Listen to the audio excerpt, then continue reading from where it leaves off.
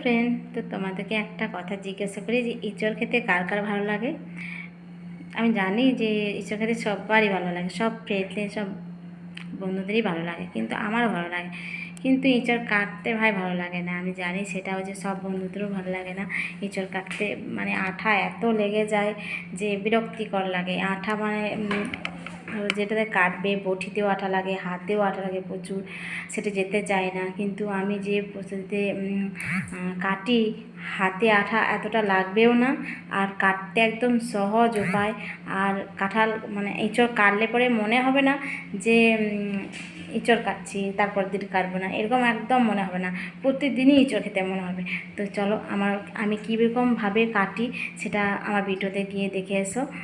তো সেইভাবেই এঁচড় কাটবে, তোমাদেরও ভালো লাগবে। আর হাতের আঠা একদম পুরোপুরিভাবে চলে যাবে 2 মিনিটের মধ্যে।